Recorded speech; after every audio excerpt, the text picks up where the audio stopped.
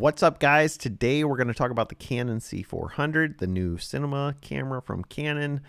I shoot on C70s over here, so I do think that this camera is probably aimed at somebody like me who's looking for an upgrade camera. I don't know if I'm going to buy this camera. I'll just tell you that right off the bat. It does have some enticing items to it. First off, let's just talk about the form factor, because that is what my pain points with a C70 are, is that it is more of a DSLR style body. I liked this at first, but then once you start mounting it and putting it on shoulder rigs and easy rigs, this becomes a problem. It becomes very front heavy. And not to say that this camera is not going to be front heavy, but if you put a V mount on this camera, you lose access to your audio controls and your LCD screen. You can mount it this way, but that makes that LCD exposed. Or you can shut it, or you can just flip it, and you can control everything via the dowels, which isn't a major issue to do. But form factor is the problem with this camera. That's where my pain points exist. But the C400, selling point to some people, not necessarily to me. 6K full frame, back illuminated CMOS sensor. C70 comes with a DGO sensor, has great dynamic range. I believe ARRI cameras are the only ones that have DGO sensors in them. But they're stepping away from that. CVP did a video. Dynamic range looks great, and the cost of this camera is $8,000. So if you're spending $8,000 on a camera, it better have some pretty good dynamic range. I mean, I know cameras can get way more expensive than that, but for the folks that are running small businesses like mine, or if you're a freelancer, like $8,000 is a pretty significant investment in a camera. So you can only expect that the dynamic range is relatively good in this camera. The bigger selling point is the triple base ISO, 800, 3200, and 12,800. They don't state this at the top. They will state it later on on the lower portion of their resource page here, that this will shift based off of what you're shooting in. So raw, log, the 832, 12,800, that is for those. And then it will shift if you're in Canon 709 or wide dynamic range, and then it shifts again if you're in standard 709. They did add two new recording formats, XF AVCS and XF AVC, XF HEVCS and XF AVCS formats. We always shoot everything in XF AVC. RAW is nice. The C70 has RAW in it. It's 4K RAW. It's not 6K RAW. Not a big selling point for me, just because I don't usually shoot in RAW. I guess if I needed the 6K, I would do that. The rest of this is pretty standard, I guess. They're saying improved autofocus. C70's autofocus is pretty good. PL to RL, RF mount adapters.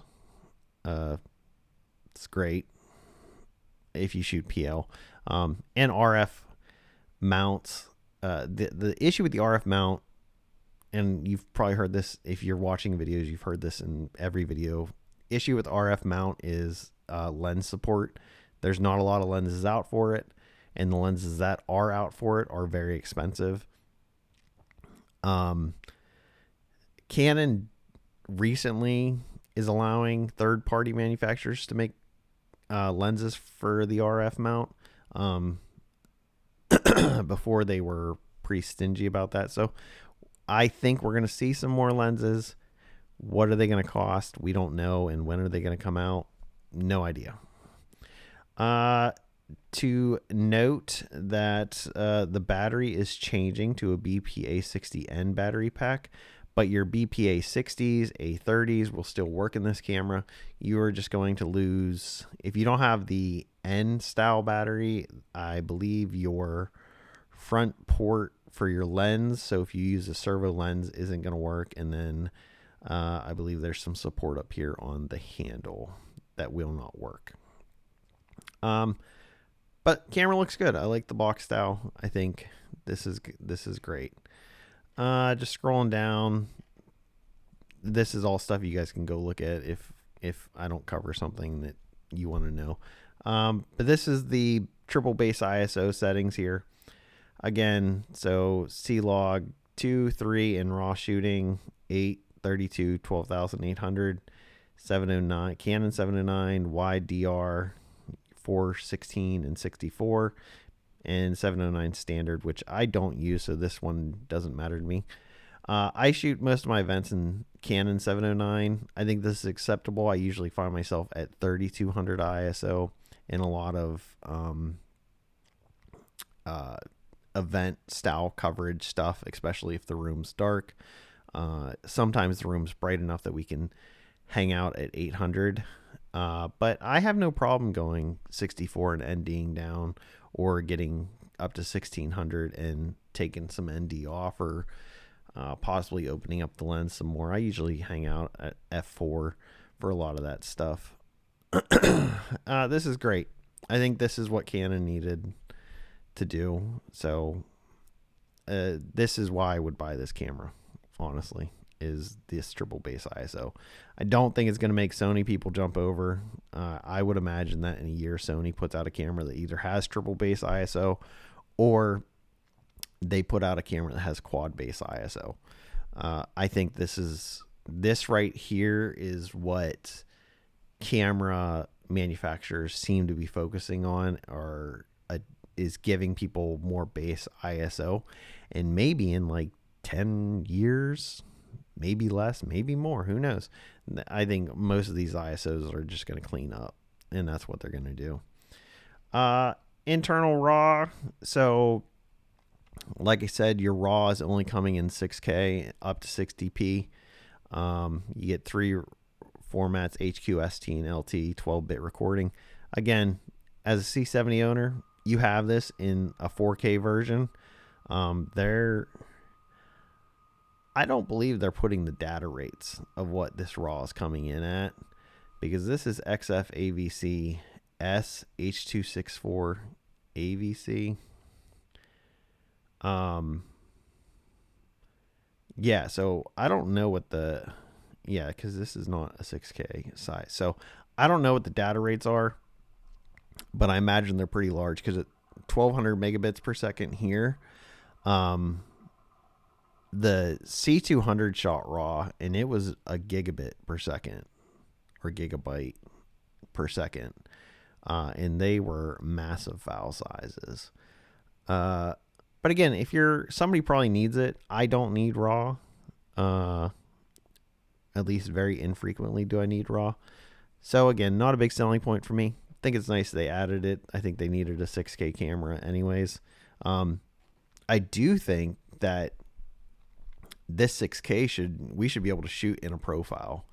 I think if we wanted to shoot log or Canon 709, I think that should have been in the camera shipped. It might come with an update eventually, but I think it's kind of silly that they're not doing it, because what I'm finding people wanting 6K for is a like talking head straight on camera angle that gets delivered in 1080 or 4K, and you shoot 6K so you can punch in to make those cuts seamless. But maybe an update. I think it's silly it doesn't come with a camera. You're recording, you get a CF Express Type B and then an SD card. C70s use SD card slots on V90s. It handles, I've never had a problem with it, handles everything well. I would say for me personally, I would rather have 2 card slots that are the same. So I would have preferred 2 CF Express Type B cards. But you know, that's more of a workflow thing. I don't like having multiple modules to be able to import my footage from. And I'm sure they probably make something that you can plug in a CF Express Type B and an SD card slot, but you got to spend money to get it. ND in the C70 is great. I can't imagine that it's going to shift too much in the C400. The CVP video did do a test on this. Didn't seem like he had much IR pollution. I think the two things you look for in NDs are IR pollution in your blacks, and then any vignetting, and seems like it works well. Improved autofocus. I don't use autofocus a ton. If we're doing an interview that I have to ask the questions as well as run the cameras, then I will use the autofocus. Rarely do we have any issues with it. So any improvement is welcomed. This is just the PL RF mount adapter. I think that's cool if you use PL mounts. It's a more secure mounting system. Let's see. This is welcomed an SDI out for monitors. C70 has an HDMI out, and it's down here, and I think a lot of guys run an HDMI protector here, but it'll be nice to be SDI out. Has an HDMI out too, so if you're running like an Atomos monitor that only has HDMI ins, you're still able to use them. I find myself using my Atomos for more run and gun stuff, just because it's a lighter monitor than my small HD, but small HD has the SDI in, so I will welcome that. Mini XLRs, some people are gonna have a fit about that, but if you're already on the C70, then you already have the cables that you need. I've heard some people talk about outside sound guys. It's probably going to be a bigger issue for them because of going from mini to full XLR. We don't ever use a sound guy. We're not shooting stuff that we have people for dedicated jobs. Time code. I think that connector is different than what the C70 comes with. So if you're running time code like us, you will be buying new connectors for the time code on these cameras. No major issue there. So that looks good. They do have it mounted here on what I believe is an RS4 Pro. We have RS3 Pros. Well, we have an RS3 Pro. I don't have multiple gimbals. I think that's great if it can balance on RS3 Pro. That would be perfect. Our C70s, we keep one in a cage for mounting on various types of things, and then we keep one uncaged to go on the gimbal. This camera, again, form factor problem. Because it is, and I can't imagine that they're probably about the same width. But the problem with the C70 is once you put a cage on it, unless you're going to do a half body cage, you have a space problem. And there's accessories you can fix that with, but if you're just looking to mount, then that could be a problem. What I do like is the monitor being in front of the camera here. So the C200 had this, but the C200's monitor was garbage and terrible, and you couldn't trust it 95% of the time for what you were seeing. Mine had a very blue tint on it, even if, so your white balance adjustments, you almost relied on an external monitor. But so it does seem like a pretty small monitor. I don't even know that it's the same size as what comes on the C70, but it does, in the CVP video, it had the same functionality as the C70s, which I do like the C70 menu system on the front to be able to make quick adjustments on the go. But this is welcome, especially for shoulder mount. or quick stuff that you don't want to hook up a monitor for. Like if we're gonna, like I think I said it, if we shoot a small event, we usually don't put a monitor on the camera. We'll just run off the back LCD. But the problem with this camera is if you're trying to be stable in your hand holding it, you got to take this thing and flip it out. And now you've adjusted, like you've changed your form factor again, and it pushes up against your body. And this, everybody knows this mount on this flip out monitor is crap. And this is like when the C70 originally released, before they started to beef this up just a little bit. And so this one's never had to go in for repair, but it does have a wobble to it, and that wobble's always been there. So with this external monitor, well, not external, but kind of pressed away from the body, I think that's going to be great. And it comes as a USB-C, which is welcomed as well, because you can change the length of that cable. So if you wanted to figure out a solution to mount this further away or in a different position, it seems like you're going to be able to buy USB-C cables of varying lengths to achieve that, which I think is great. Auto clear scan mode. I think this is nice. This is just, you can set the camera to automatically detect flicker and get rid of it.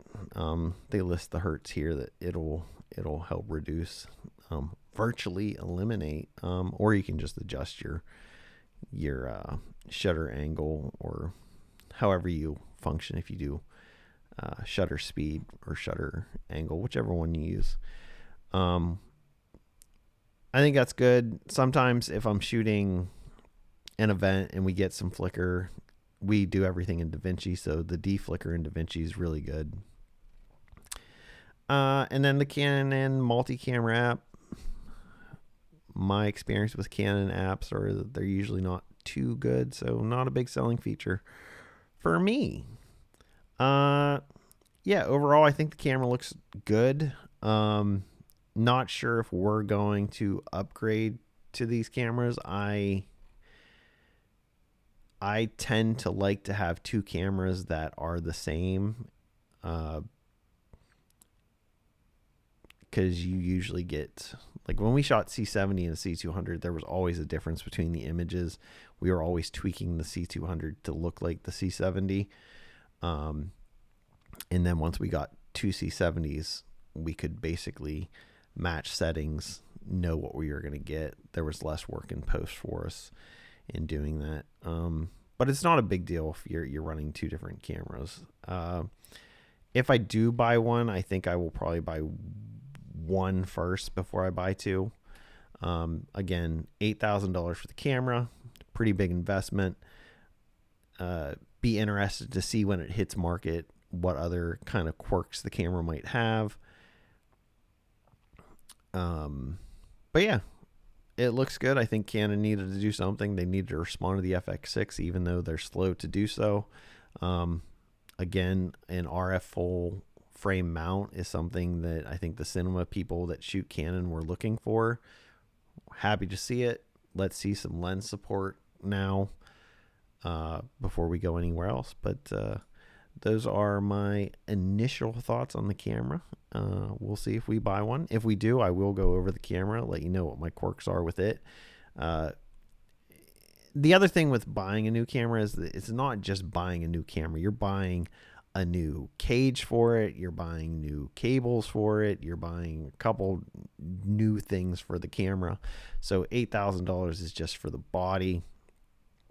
We do retainer model business here, so we do have work for the next 3 years, consistent work for the next 3 years. So it's, for us, we can justify a purchase like this. If you're freelancing, maybe, I don't know. I mean, there's definitely freelancers out there that make more money than what our business does, so you could possibly navigate that.